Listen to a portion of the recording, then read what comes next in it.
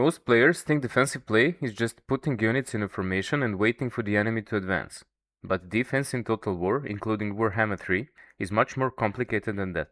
Some defenses rely on compact formations, others rely on spacing, mobility, and layered positions. And depending on the enemy army, one defensive system can completely fail, while other can easily win the battle. So in this video, I'll break down 9 different defensive tactics you can use and what each one is actually good at. And every defensive system can be broken down into 3 elements: shape, density, and behavior. The shape of defensive formation describes how your units are positioned on a battlefield. You can use linear shape, which is straight, continuous front line. The goal is to block enemy advance across the front and maximize firepower in the same direction. The linear defense is best when you need to protect entry points, but the thin ranks are usually the weakness. Many units in Warhammer 3 can just run through your single line. The perimeter or hedgehog defense is when you organize your army in a 360-degree circle or box with units facing outwards to all sides.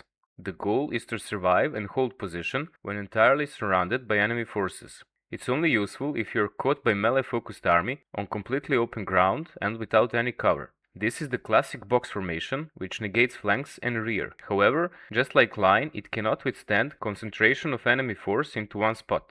Defense in depth is when you organize your defensive position into multiple parallel lines or pockets layered behind one another. Here, the goal is to absorb enemy force and reduce number of their units that can engage with your main line at any given moment. I covered deep defense in detail in separate video, the link is in description. Non-linear defense is when you disperse units in a checkerboard pattern rather than a solid front line. The goal is to force the enemy to fight in multiple directions at once and to prevent the enemy from engaging your entire army. It works great with missile-heavy armies, especially when outnumbered. All of the above defensive tactics you can further adapt by increasing or reducing the distance between units. Compact defense is any formation or deployment in which all of your units are close to each other. Your entire army takes as little space as possible to maximize local superiority. The goal is to create an impenetrable overlapping wall that denies the enemy any gaps or entry points to exploit. There are many benefits of compact defense. You can concentrate fire with all of your units in a single target, taking out key threats. Next, you can support each unit with magic or firepower if needed. And since everything is in close range, you can react quickly. If one frontline unit breaks, you can replace it with next one, so your army never instantly collapses. It's best to use it against tougher enemy force, where you need all your firepower to focus on one target at a time. However, there are also weaknesses. This type of deployment leaves your forces highly vulnerable to heavy artillery, magic, and bombardments, basically any area effects. And there are also friendly fire and line of sight problems you will encounter with missile units. Spread defense is the opposite. It's best to use it when you're facing an enemy army with strong area of effect abilities, artillery or magic. So any battle when you will trade damage from distance. By spreading your units apart over a large area, you force enemy to choose targets. This way, only 1 or 2 units can get hit at a time. The goal is to survive against range hits by ensuring a single enemy attack cannot damage more than 1 unit.